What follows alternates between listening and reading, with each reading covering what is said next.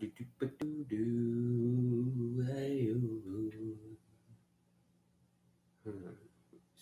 wait till somebody shows up and then we begin. Eh, welcome to my second stream. Welcome to my second stream. Today we are doing top 10 mainstream country albums of 2021 so far. Um, yeah, so it's safe to say 2021 isn't the best year in country music history. I think anyone can agree on that. Um, there's some great albums, some good albums, and some very, very bad albums. It really depends on where you look. I think indie country is doing a much better job. I mean, it almost always does. Um, but yeah, we're gonna go over my 10 favorite country albums of 2021 in the mainstream variety. I'll probably do an overall list at the end of the year. Um, but for now, we are just doing mainstream. So for this list, this is not a scripted video. This is gonna just be me talking about each album. It's gonna and for however long it takes. Usually, I try to make these quick, precise. This can take 30 minutes. This can take an hour for all I know. But yeah, we're gonna get into that. Um, as for other new music, before we do anything, I missed. I don't think I ever talked about Behind the Bar. That was another album I never talked about. It's mediocre, very lifeless. I think it just doesn't know what it wanted to be. It's a very safe, generic country album that I don't care for. Um, Other albums that aren't on this list are going to be The Sonic Ranch by Midland. It's fun, but kind of boring, not going to lie. What else? High Country Sound was another album that didn't make the list. I think it's strictly dedicated to Sonic's, not really any lyricism or any thought-provoking intelligence. So anyway, we're beating around the bush. Let's get on with it. So let's start with my number 10 album of 2021. This might tick a little. This might tick a little bit of you off. So let's go. Um, so number 10 is Dangerous by Morgan Wallen. Dangerous is definitely everyone's favorite country album of the year. Like it's by far the most popular. 2 million sales. Boom! Everyone loves it.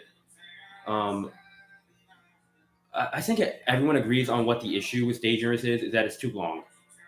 There is no need for 30 songs on a double album.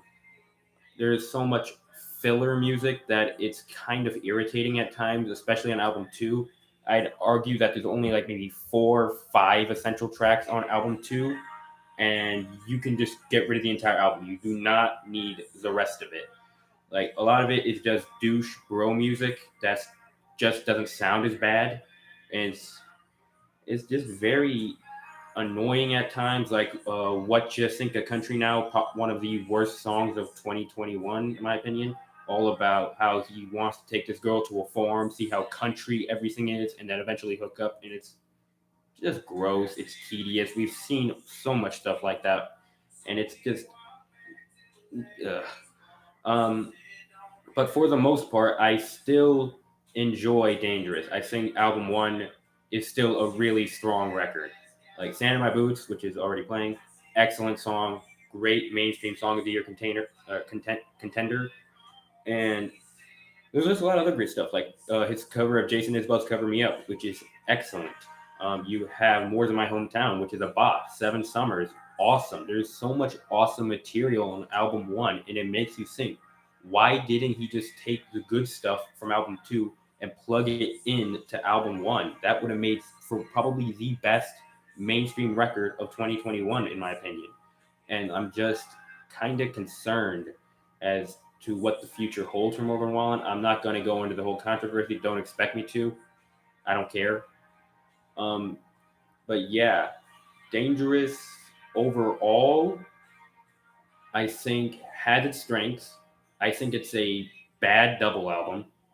It's a good record, bad double album. I have a whole video on double albums, my problems with them. But yeah, the two albums themselves, they don't contrast in any way. They don't compare in any scenario. And so what you have is a conglomerate mess of just decency. And another, like songwriting wise, it's decent overall.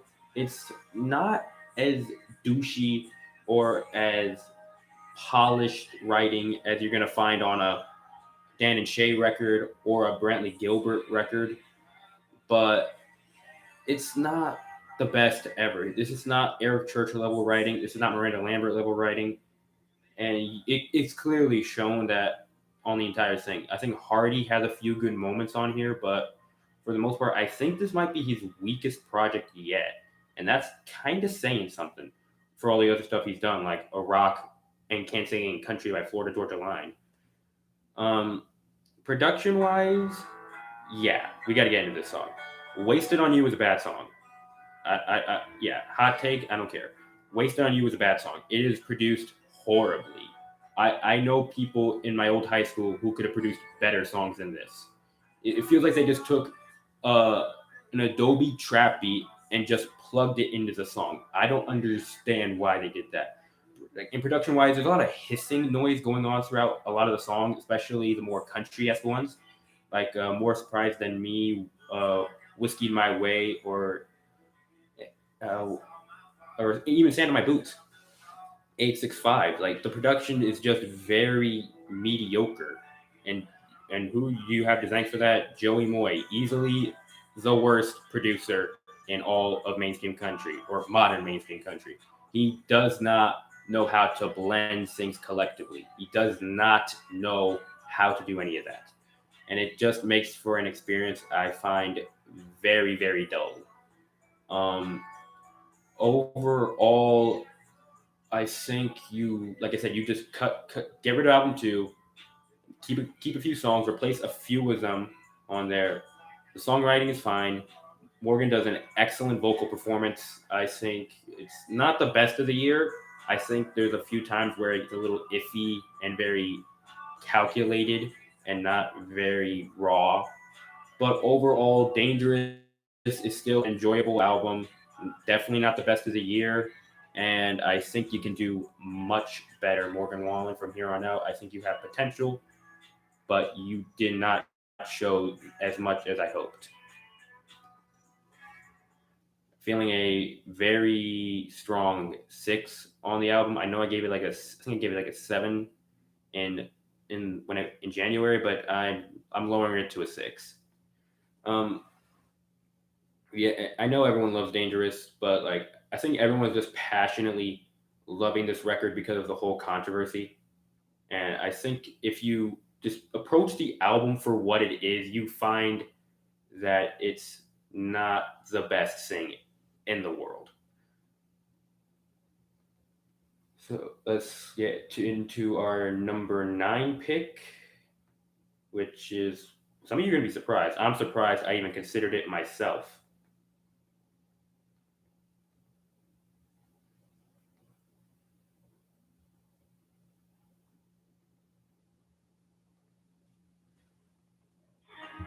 So at number 9, we have Brian Kelly's Boat Names. Yeah, I am shocked that it made it to the list.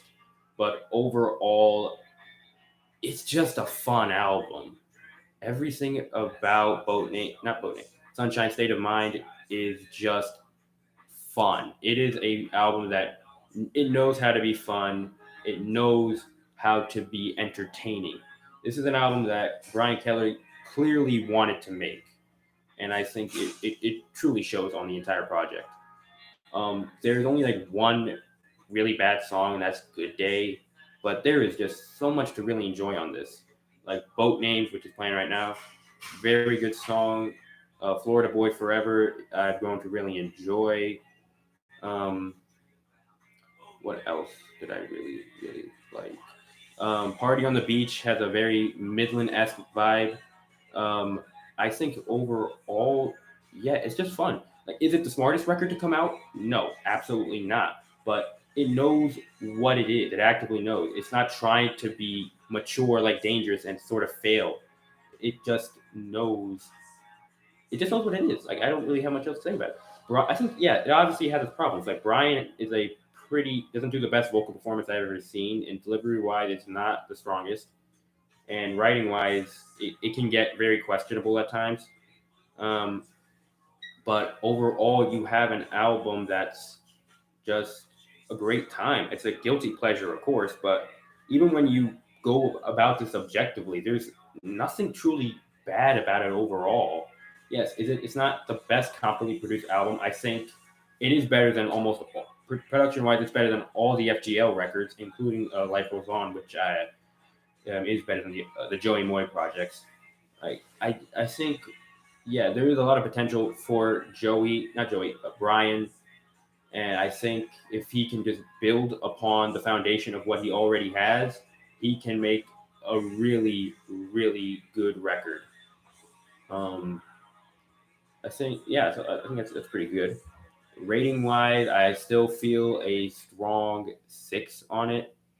I don't think you need it's better than that. And any other rating is kind of questionable.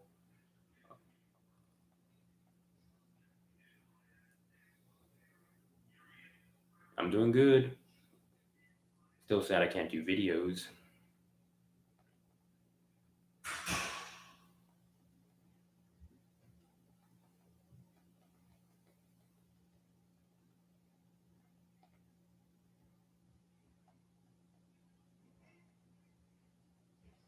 So now we're gonna move on to our number 8 album of 2021 so far, which is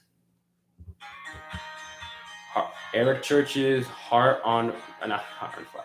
Eric Church's Heart and Soul. Everyone loved this record when it came out. Everyone was actively saying, "Yep, Eric brought another masterpiece on our hands." And I was like the first one that said, "Nope, nope." And it's still my most controversial video, which I find really funny. It wasn't even me saying Heart was garbage. It was I still gave it a 7, and I still feel roughly the same. Um, but overall, yeah, it suffers from a lot of problems. Dangerous does. I don't think you needed to make a double album. Just have like it split in like 5 songs of Heart, 5 songs of Soul, and like you would have had a much better project. Yeah, I kept saying this album is not an Eric Church record. It's an Eric Church band album. It has great musicianship. Like this is like Zach Brown levels musicianship. But writing wise, there's not much of a compelling narrative to either of the albums, and it clearly shows. Like most songs don't have much of a thematic connection besides the fact of their musical style. And I think that's just not enough for me. If you love it just for its style, that's totally fine. But I personally don't enjoy it. Um, but yeah, Heart overall is the best of the main two, and like, it just doesn't. I think, yeah, songwriting wise, it's the weakest. But it just is just so much fun, so much fun, and what else? I think everyone loved Russian Roulette so much. I'm not the biggest fan of it. It's fun. It's fine. I think it tries to be ambitious, like Desperate Man, but none of its risk taking really pays off. And I think you just I think he just tried too hard and he missed the mark with Heart. On Soul, I think it almost is better than Heart, almost. Instrumentally, it's much superior. Vocally, Eric Church is having much more fun, and writing wise, I think overall it's superior. But obviously, I hate Bad Mother Trucker, and I hate Break It Kind of Guy, and like it's just not good. I don't like either of the songs. I put Break It on Kind of Guy. I put Break It Kind of Guy on my worst list of 2021, and it's just very, very annoying. Um, but beyond that, Soul has a lot I really enjoy. Jenny is, while repetitive, is very awesome.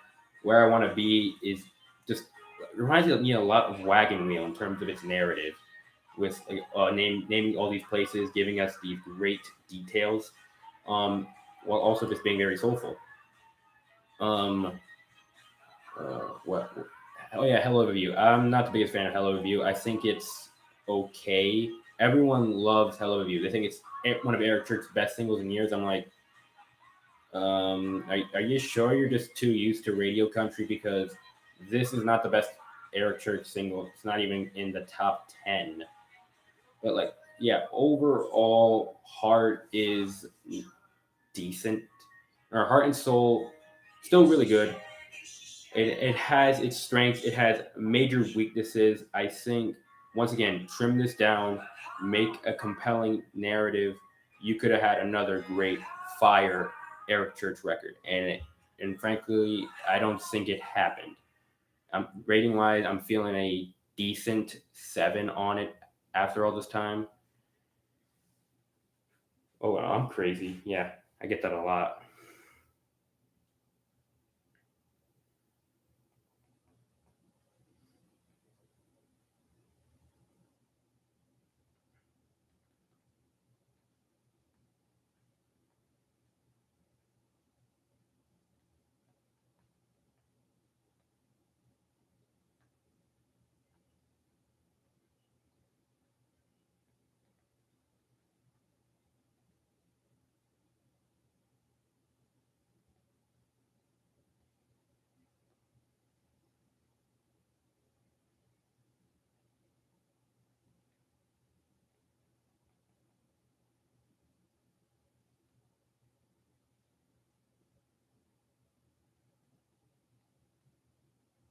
Yeah, I'm taking these pauses so I can like play some background music so I don't. It's not just me droning on and on.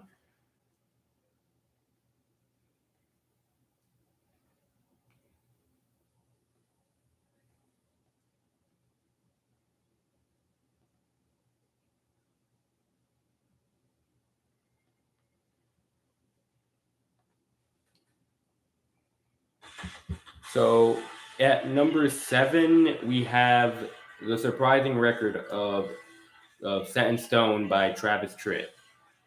This pretty much does everything I wanted Heart and Soul to do. Um, like it's just very fun. Like, and not only that, it balances the fun tones with an actual narrative. This is more of a very legacy driven album. It's more about how Travis Tritt sees himself as a legacy artist, and like, and he's like saying, "What is my legacy? Do I need one?" And it's just very thought provoking. Is it the best at this idea this year? No, I don't think so. But for the most part, you have an album that's very conscious of what it is. And not only that, it just has some banger tracks. Like Stand Your Ground is like it's just fire. It's like better than all the energetic tracks on Heart and Soul. And I think it's just very um, intellectual for a fun record. I haven't listened to it in a while, so it's a little shaky for me, but I still think it's better than Heart and Soul. Smoke in a Bar is definitely my favorite. It's still everybody's favorite. It's a nice, reflective ballad about older times. Yeah, some people might find that a little pretentious, but I find it entertaining. Um, Overall, I don't believe it's. Yeah, it has its problems. Like I think it diverges a little too far from the narrative at times. Like some songs, they just feel kind of out of place. And but overall, I think it's enjoyable. Writing is decent. I think production wise on Set in Stone, it's pretty competent. It's not overproduced like Dangerous or yeah, even at sometimes Sunshine State of Mind. But overall, I think it's just very enjoyable. Like if you want a good classic country album, listen to Set in Stone. I think it provides a great nostalgic feel that you will all really enjoy. Um, I don't really have much else to say on it because I haven't revisited this album in a while, which is kind of shocking, even though I'm placing this at number 7. But yeah, I think you you have a banger. That's really what all Sandstone is. It's a banger. Even it's a really strong, smart banger. And like, look at this. Like, look at this. You don't get this that much in country music anymore. Yeah, Sandstone is really good. Sandstone is easily the most underrated album this year. I think everyone should give it at least one listen.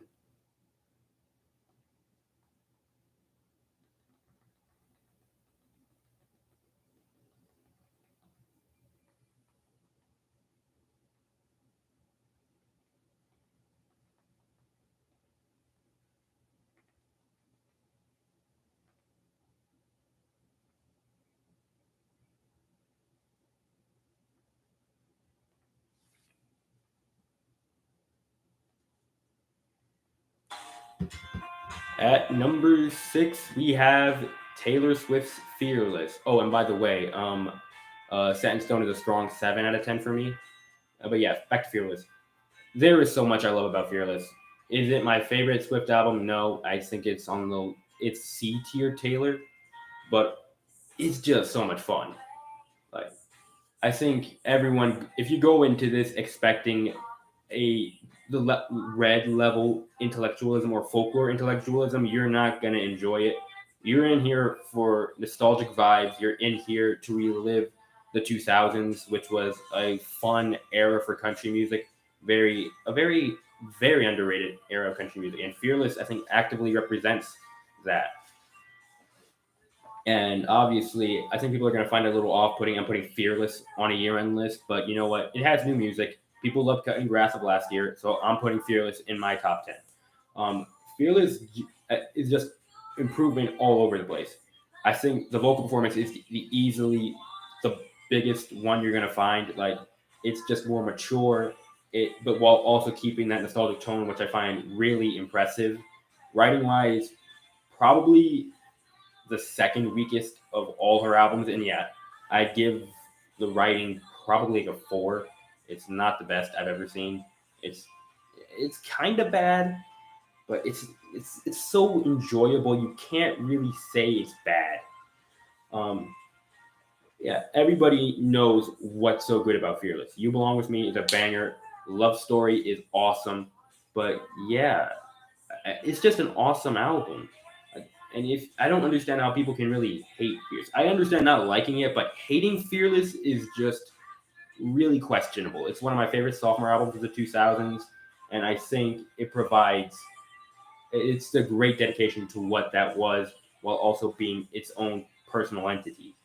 New song wise, yeah, Mr. Perfectly Fine is still my favorite of the bunch. I think the new songs are kind of weak. They've definitely gone down in quality over time, but I kind of expected that. These weren't the best songs of Taylor, uh, but they're still really enjoyable.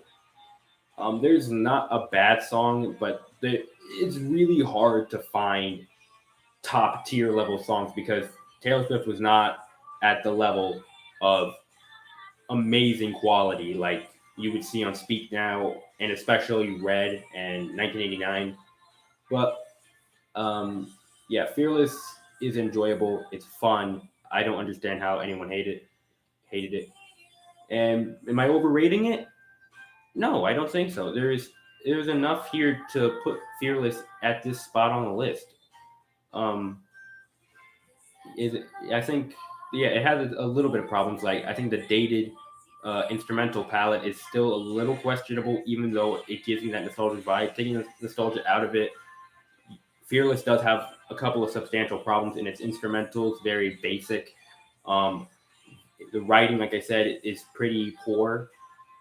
What and overall, yeah, I understand why people have a problem enjoying it, but you while I understand that I think people should understand why people love this record so much. And I think this new version really explains that perfectly.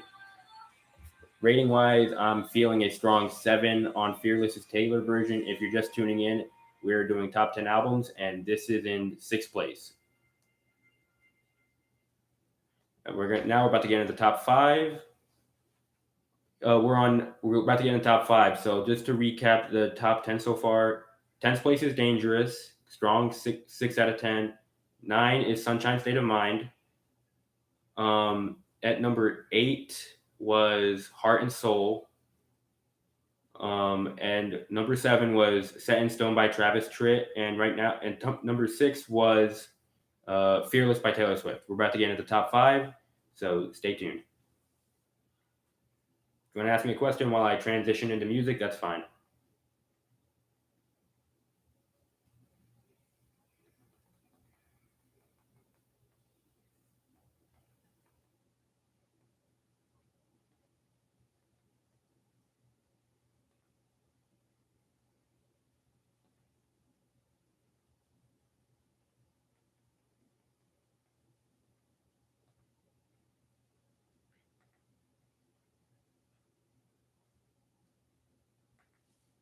So here's my number 5 pick. Yes, this is a mainstream list. So at number 5 is Midland's The Last Resort. Yeah, some people are going to question why I'm putting an EP in the top 5. Look, 2021's been a weird year. The definition of what an album is has gone so out of the gate. Some are like 30 albums long, some are like less than 10. So you know what? Who cares? Anyways, Midland's album, really good, amazing all around. I think writing wise, this is the best project they've ever put out. There's a lot of substantial problems in lyrics with On the Rocks and Let It Roll, but this one just nails what makes Midland so special, not only in an instrumental sense, but in a lyrical sense. Sunrise tells a story. I actually didn't like this song when it first came out. This one took a while to grow on me, but it's very innocuous with its story. And I like stories that are very innocuous and very clever with how they tell it. I think overall, yes, it's still not the best thing I've ever seen, but it's just, yeah. I mean, Midland is not known to be the smartest group. Yes, they are an industry plant. Do I care for that? No. As long as you make good music, you make good music, and they clearly have been able to do that with this record. They knew what they know. Like they know, like their whole deal is be fun, make a jam, or make a sex jam. Like, and I think they do that extremely well on this record. I also respect the decision to ditch the whole neo-traditional output. This has a more rock feel that one could associate with the Eagles or even Bruce Springsteen at times. And I truly respect that decision. I think it works for them. It's not like they're just going out of their way to make something else. And like Midland's best project, probably this. Yeah, this is easily Midland's best project. Um, but yeah, um, I think I think it does miss a couple things. Like I enjoy when other vocalists get to have time to shine rather than just I believe his name is Marcus or Mark. I forget his full name. But yeah, Midland overall, they're great alternatives. This is a really strong album. Um, and I think I respect everything. Even though I respect this album more than I enjoy it, and I already enjoy this album quite a lot, and I think you'll enjoy it too. Like if you haven't listened to Midland, it's kind of questionable. I think everyone who loves quality country has listened to Midland, even if you don't think they're the best group out there. But yep, that's my number 5. If you don't think it's an album, that's totally fine. Let's move on. I think Let It Roll is their best. Yeah, I understand why you're saying Let It Roll. I think it's their best produced record. Or, yeah. Oh, yeah, that's another issue with the Midland record. I think it's a little overproduced. Um, it does. I think there's points where you could tell this is kind of a mess. But even then, I don't think it's the biggest issue in the world, especially for Midland with how tight their production team is.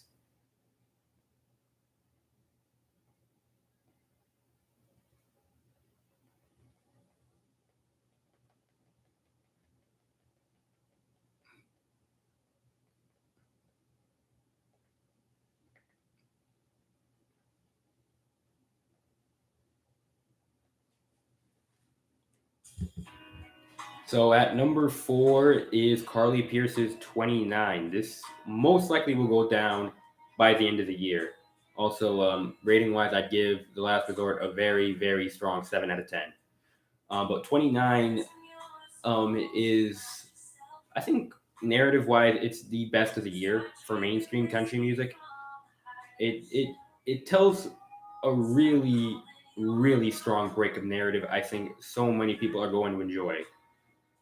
Um, I I think my biggest issue with 29 is production. I don't think it knows what it wants to be at times. It's like very quiet and like there's points where like there's not a lot of instrumentation going on. It's just a simple drum click like on this one, and it's just very kind of boring at times.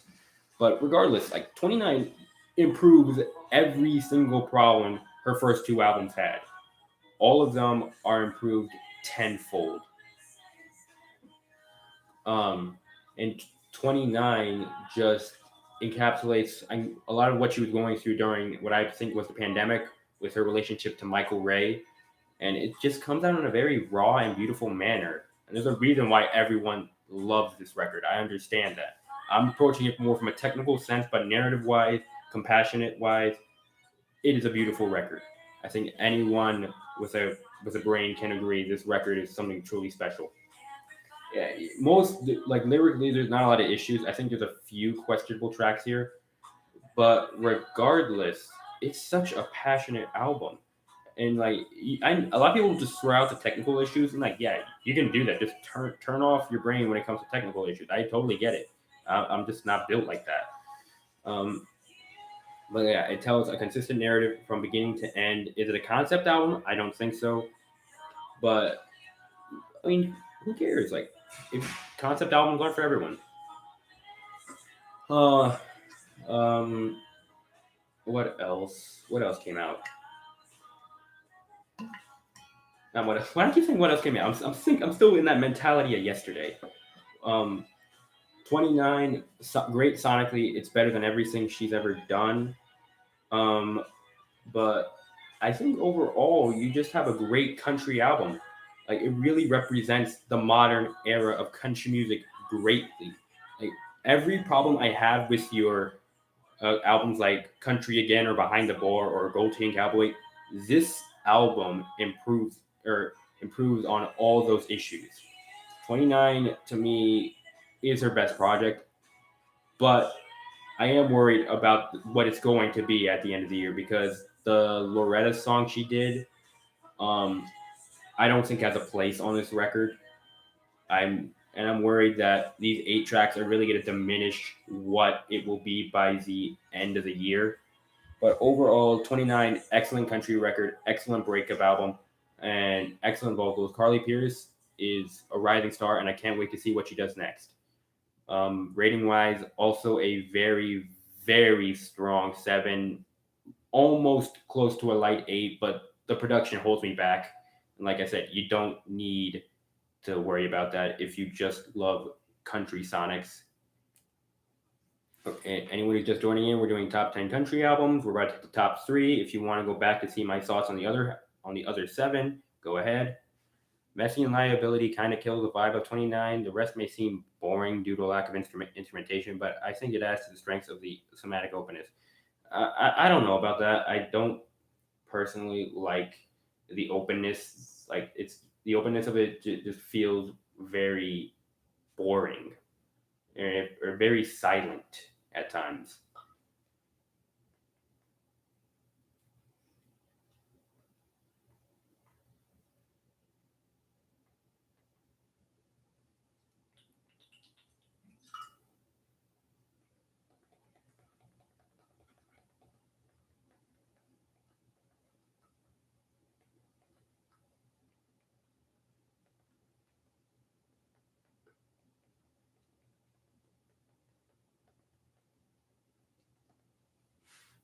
Um, yeah. What are your guys' year-end lists? Like, post them in the chat. Like, I'll read them. Give you my thoughts.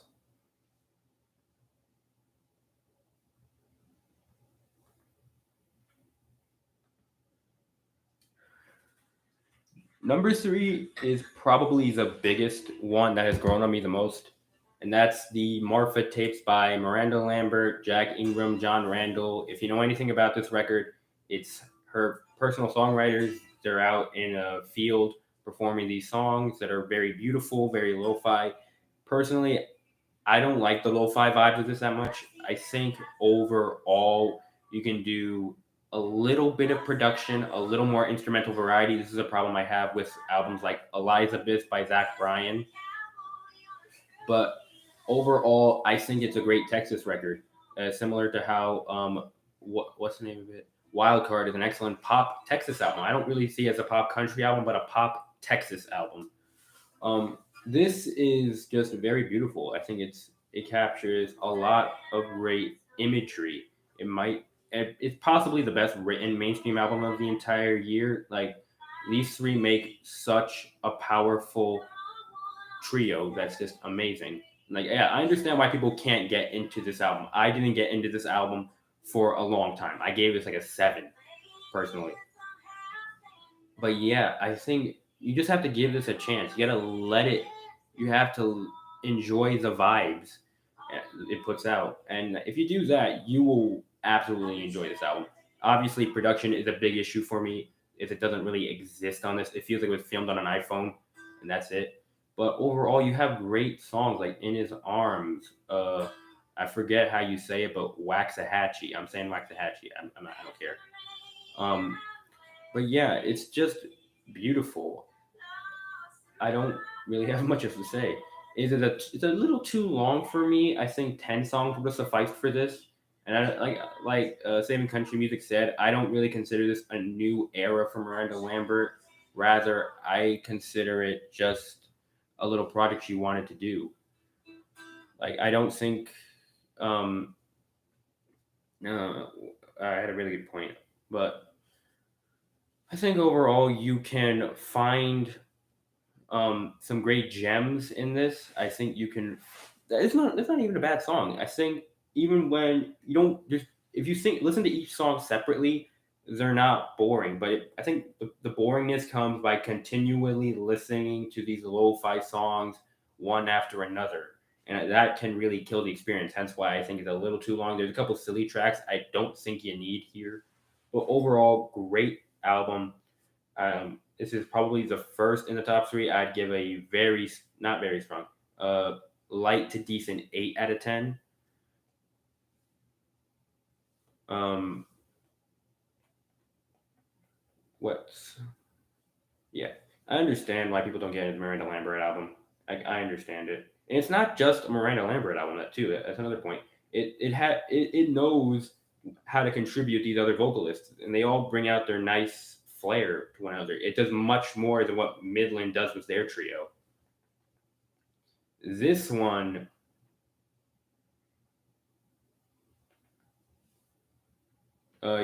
I'm not. Homegrown Tomatoes is also good. It's probably my second favorite behind Waxahachie.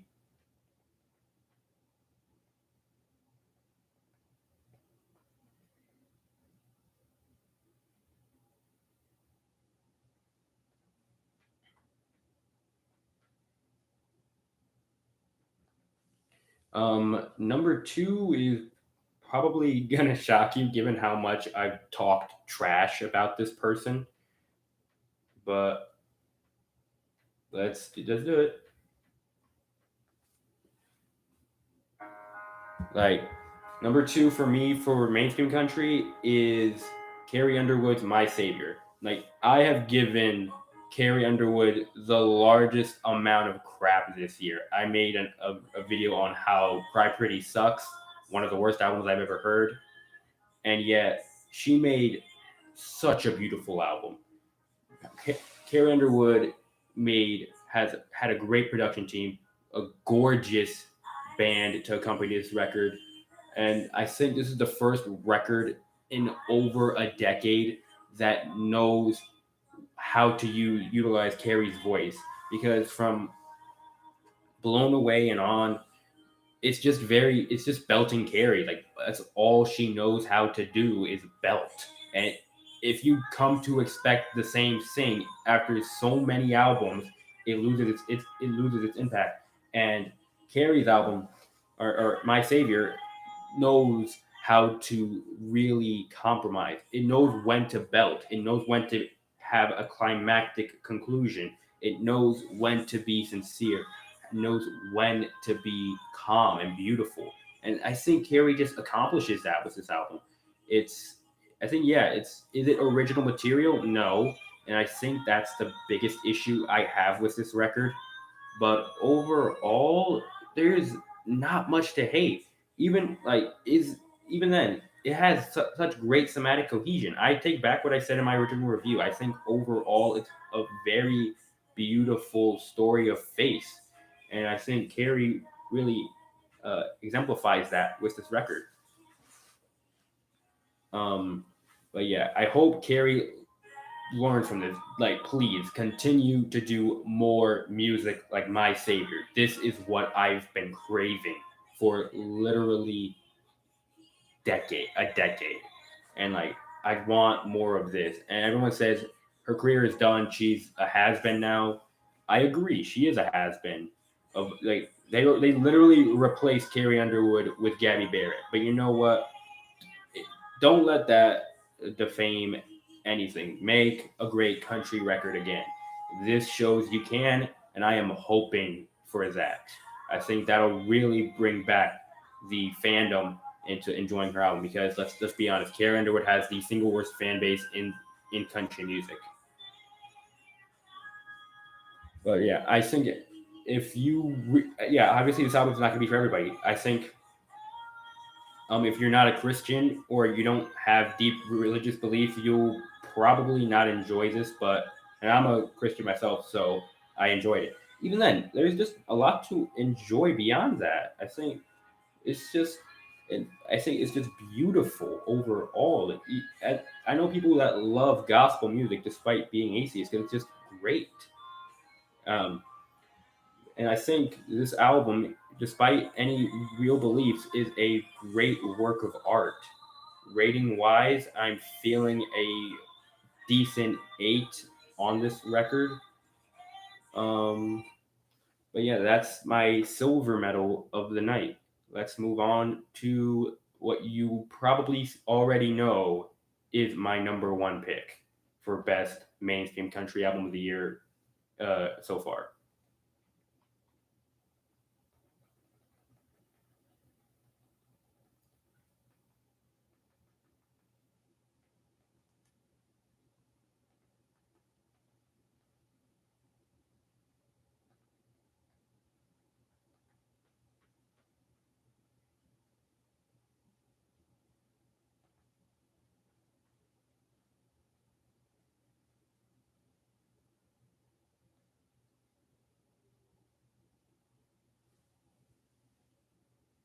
Yeah, I totally get the opinion on Morgan and even Luke.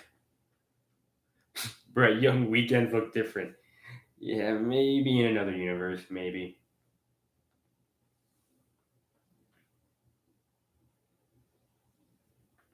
And the moment you were waiting for, my number one album of 2021 for mainstream country music is, of course, Alan Jackson's Where Have You Gone? This is what I've been craving since Heartache Medication. Is it as strong as it? No. I think, yeah, this is also an album that's way too long. I think you can cut out a lot of songs, especially Back. That's actually on my worst list for 2021. Um, but overall, it's just a powerful return to form. Is Alan Jackson the savior to the genre? No, because I think you have a couple projects that came out last year that are better than it. But overall, it's just awesome. Like, listen to that. That buttery vocal performance is amazing. The production team, they blend everything collectively. The instrumental palette is beautiful. like it takes the strengths of every album I've talked about, and everyone loves it. Like like the writing of the Marfa tapes is for the most part here. The instrumental palette of 29 is here. The great production of My Savior is also here. But yeah, I think everyone loves this. I don't understand how people could say it's a bad album. I can understand saying it's a too long album, but there is just so much quality within Where Have You Gone? And I don't understand why people have issues with it. Yes, I do have problems with Back. Back is a big tonal killer on this album. I think it's poorly delivered. I think it's a pretty bad message for country music. We have so many great artists like Ashley McBryde, Miranda Lambert, hell, Kelsey Ballerini, yeah, now makes great country music. Um, but yeah, Where Have You Gone easily takes the cake for the best album of this year in the mainstream variety. It's probably my top 10 overall. I don't think it'll stay there. It does have its problems writing wise, even though I said it does have some great songs. It get a little repetitive. There's a lot more party tracks on here than I like. I think you can cut a lot of them, hence why it's too long. But overall, like these party tracks are still great. I think like everyone that says like Luke Combs is a savior, Morgan Wallen, Hardy is a savior. They aren't saviors, nor is Alan Jackson.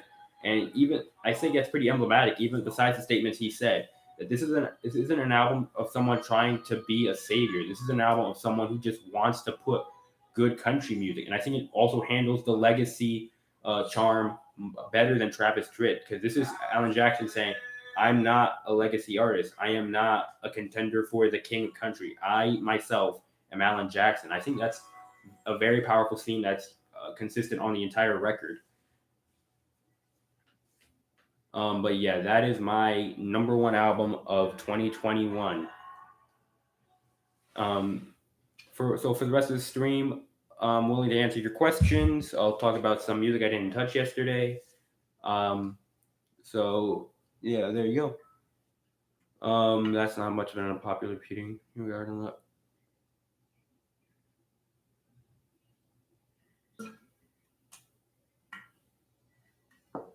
Yeah, it's easier to bash Morgan than it is to bash Luke, because Luke has so many great factors about him that it's really hard to hate him. Everyone just hates Luke because he made one mediocre song with Forever After All. Like, yeah, I don't like Forever After All. I think it's probably the worst single he's done since Hurricane. But yeah, but regarding the whole Luke Combs situation, yeah, most people who are saying he's a sellout are just people from Creek Squad, and like everyone, and those are just a bunch of alt-right trolls. Like, don't pay any attention to them. But like seriously, everyone who says Luke Combs sold out hasn't listened to any of his new material at all, and it's just a bunch of people who love praising the Confederate flag. Like, don't pay them no mind. Don't pay Upchurch any mind. Like, don't. Who is your greatest? Oh, Johnny Cash. Johnny Cash is either the greatest country artist of all time. There's not much of a debate on that. I did post my worst list on Insta. Like, I have a link on my channel if you want to check it. Oh wait, no, that story expired.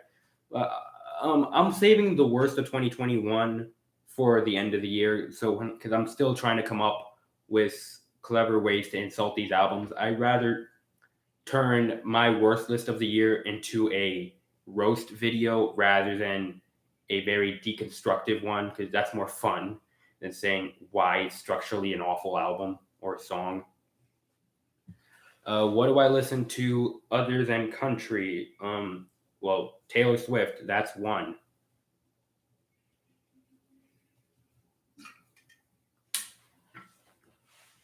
Like Taylor Swift, The Weeknd, Kendrick Lamar, Like if you haven't listened to him, Kendrick Lamar, one of the best rappers I've ever heard. To Pimp a Butterfly, best album of the decade. Um, Bo Burnham is another one. Like I've been getting into a lot of Bo Burnham's music.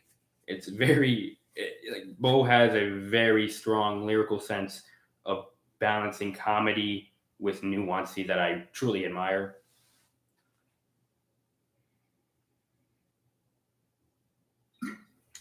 Personally, I don't even think George Strait is in the top 10 greatest country artists of all time. He's a radio darling. Yeah, he's a really strong radio darling, but yeah, he doesn't have a lot of impactful material. He just plays the game really strong. Yes, Kendrick does need to come out with a new album desperately. I need new Kendrick. Everyone needs new Kendrick. Garth Brooks is not even my top 20 goats. Um, yeah, everyone just they love anyone who like says Garth or George is one of the goats. They kind of just listen to radio country. They don't bother looking into the legacy of country music. Like Eddie Arnold, uh, what was his name? Hank Snow. These guys are your legacy guys. I'd put in the top 10. Garth Brooks probably like top 40 for Garth Brooks, like mid top 40. Um, the two complaints I've heard about Combs are about the Upchurch situation and him giving no song variety aside from the Great Divide. Merle or Hank Williams Jr. Probably. Junior. I would say senior. Merle. Merle Haggard, I think, is a bit superior to Hank Williams Jr. Um, but yeah, like I said before, if you hear people complaining about Combs selling out, they're not talking about his music. They're talking about Outlaw, which wasn't even a good song to begin with, and like just ignore the Upchurch haters. Like the more you interact, you just feed the fire. Don't talk to them.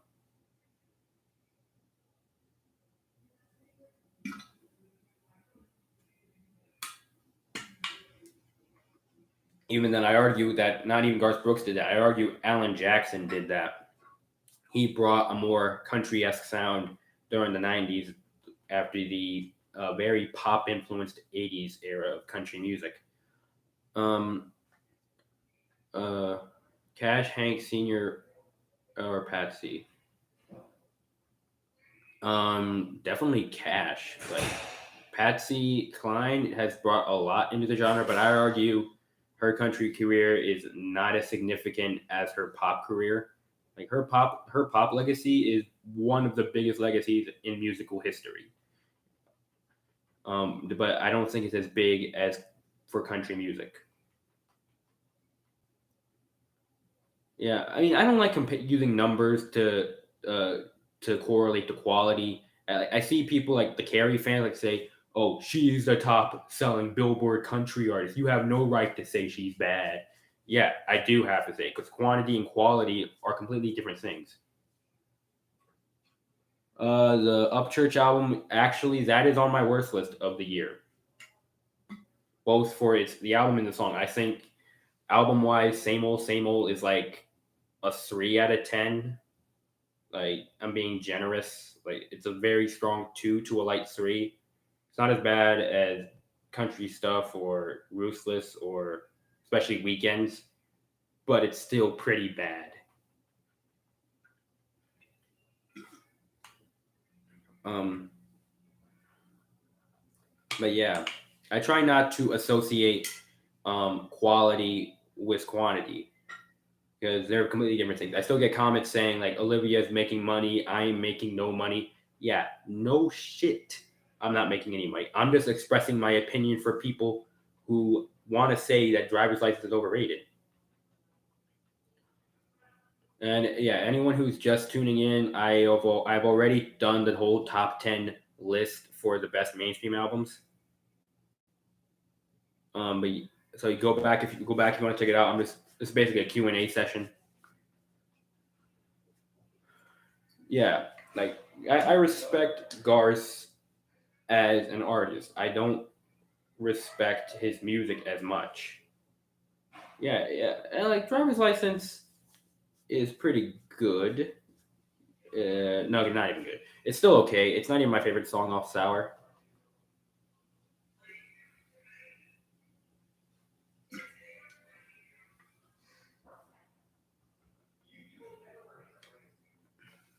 If Ruthless that bad, try to listen. Can't finish the album. I can't tell what the question is. That's how that was your experience. But yeah, I don't like Ruthless. I think Ruthless is pretty bad. Goat female artist. That's Dolly Parton. I love everything about Dolly Parton. Coat of Many Colors is one of my all time favorite country albums. Um, Conway Twitty. I have not listened to enough Conway to really dictate my exact feelings on him. I'm mostly a legacy guy when it comes to the classics of country music. Um, but yeah, other female country stars. Like, everyone loves Shania Twain. I was considering doing a Shania Twain is overrated video, but there's still a lot of Shania stands out there, and I don't want to interact with them. Um, it's just Shania Twain. Well, she's very successful. I respect her success. I don't like a lot of her music. I like Any Man of Mine. Man, I Feel Like a Woman. I love those songs, but beyond that, um, eh. I did not listen to the Clay Walker album. I've yet to listen to that. Um, what else? Like, you guys can ask me anything.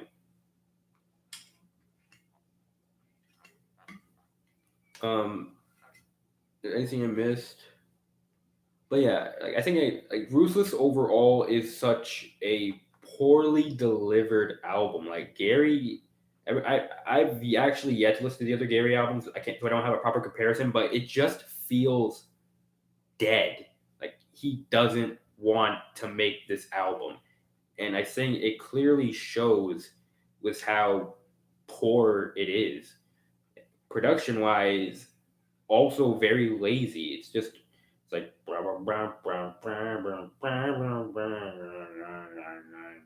and it's just so it's not even it's like blaring, but the blaring is muted. Um and like there's so many questionable songs on it. Like there was a guy online saying this was a very sexist album. No, it's not a sexist album, but it's not a very good record at all. Like a lot of my problem with the album really just stems from sex alone, and I know that's not a proper thing to do by just saying sex declared this album bad, but sex is that bad. Like sex is just an awful song. Yeah, no, I don't know anyone that really is a diehard Gary fan. I think he's basically a one-hit wonder. With that, every storm runs out of rain. I don't know anyone who. I don't know. When I ask people about Gary Allen, that's the only song they can name. Oh yeah, I love Loretta Lynn. Her and Patsy did some have like a great history together that I think y'all should check out. I think there's like a movie or a documentary dedicated to that relationship. I don't remember the name, but I think you could find it.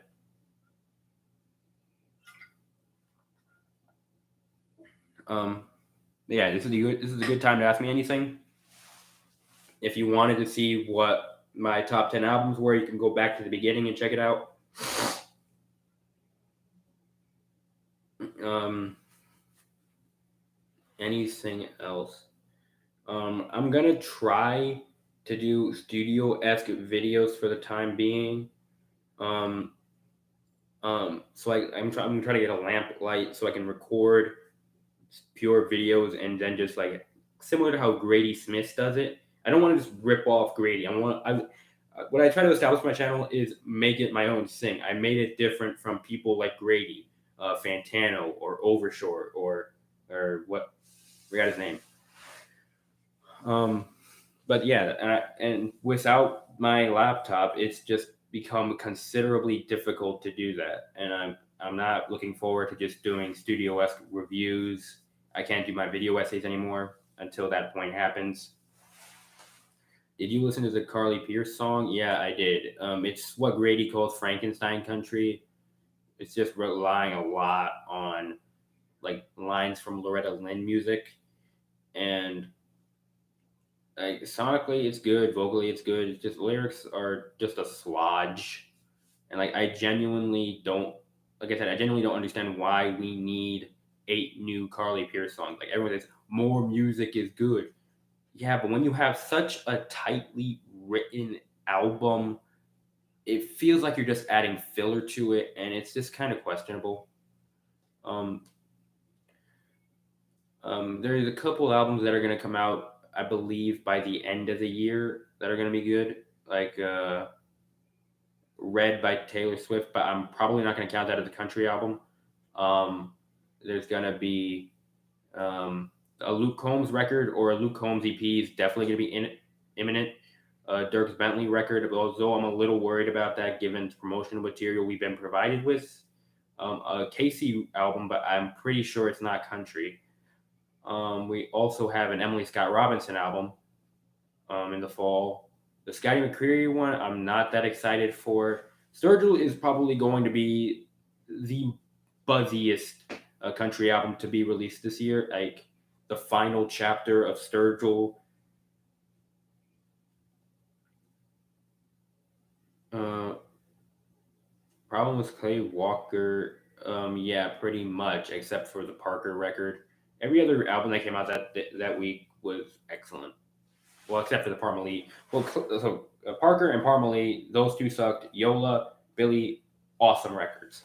Um, but yeah, I think the fall is going to be a great period for country music. I think there's a lot more to look forward to in both potential singles, the already announced albums. And I think it's just gonna be much better than the summer period. Summer period of country was fine. Like it wasn't terrible. It wasn't powerful either. I think, but like besides the Sturgill record that's gonna come out August or June, July, August is like a 5 out of 10 as a whole. What do I think of Gabby Barrett? I think she is a talented vocalist, but my problems with her are like every single problem with Carrie Underwood, but amplified. Like horrible trends in her music, horrible audio production, horrible instrumentals. But like she had a talented vocal performance on her album, which is still like a 4 for me. I'd give whatever her album was called a 4. I think it's called Goldmine. But yeah, Gabby Barrett is another. I want to say industry plant, but and like I don't care about industry plants, but she makes bad music.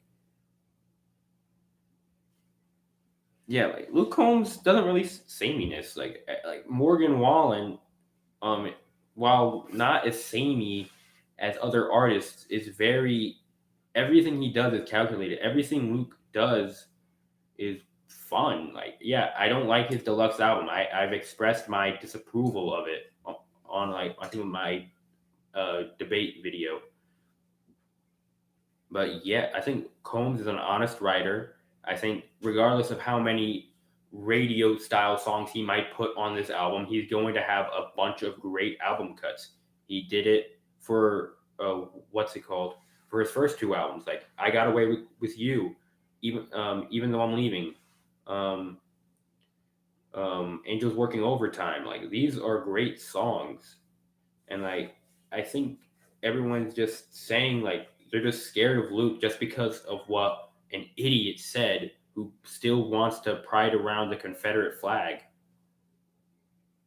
Like I think that's really where all the hate for Combs or the criticism of Combs is stemming for. Even if you don't agree with what Upchurch said, that's where all the hate is coming from. All the criticism is coming from that. And yeah, like I'm all for a smaller record. Like I believe the perfect safe space for an album is 10 to 12 tracks. Tell the story you want to tell. Boom, done.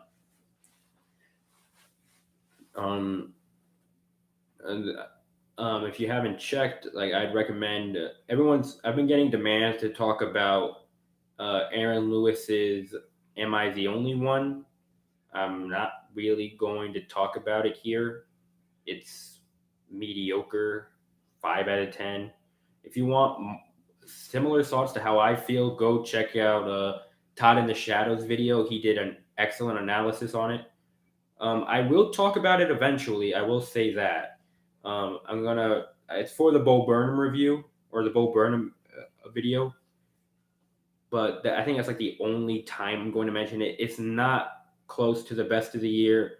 It's not the worst of the year, at least overall. Like message wise, you could make a solid case that it is the worst of the year, but beyond that, it's a song that's gonna die out. It's a song you're just gonna hear on Fox News every single weekend. You're gonna have Aaron Lewis do like one interview talking about things he doesn't know anything about, and so just ignore the song. Like if people are pressuring you to listen to it and you think it's bad, don't listen to it. It's not a good song.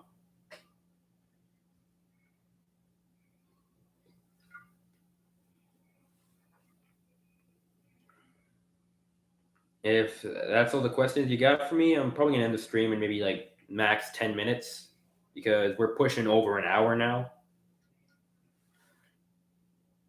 But if you want to get any last minute questions or any recommendations, now's the time. I'm not guaranteeing I will cover everything in the video, but I will listen to it. And since I'm doing a lot of live stream these days, I'll probably give my thoughts on it later on. If not, I might end it. What else to talk about? I have not heard Southern Gothic. Is that like a band, an album, or a type of music? Because like Southern Gothic is how I define Cody Jinks. Like as I like to classify Cody Jinks as goth country, very edgy, very rough around the edges, very dark. Dan Treminsky. No, I have not.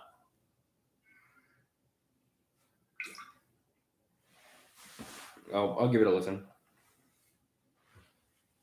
If not, I kind of want to finish my Tangled movie. Like, if you don't, fun fact, let's talk about that.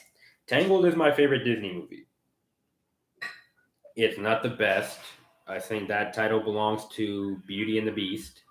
But yeah, Tangled is my favorite Disney movie. Like Rapunzel is such a great protagonist. Her and Eugene have such great chemistry. Like all the characters are just great. I think the weakest would probably be Mother Gothel, and she still gives an excellent performance. The soundtrack I think is excellent. What I love about the soundtrack of Tangled is that every single song go pushes to the big bombastic moment of I See the Light. I See the Light is one of my favorite Disney songs, and every song builds up to this moment. It's a neat thing I love to see in soundtracks for musicals. And it's just great all around. Mandy Moore and Zachary Levy, or Levi, I don't know how to say his name, give one of the best duets I've ever seen. It's amazing what they do with it. Obviously, there are better movies that have come out since then, like Moana, but Tangled is still a darn shame Tangled never took off. Like I still find it very questionable that how Frozen took off as this big commercial box office that everyone still talks about, and Tangled is still it's not the most forgettable movie, but it's the least talked about in the modern 2010s. But I think that's gonna wrap it up. An hour and 10 minutes is a good place to stop. Thanks for tuning in, guys. Those are my top 10 albums of 2021 so far for the mainstream variety. I might do a song list, or maybe I'm not doing a worst list. I'm not doing that now. I'm going to save that for the end of the year. But I'll see you soon.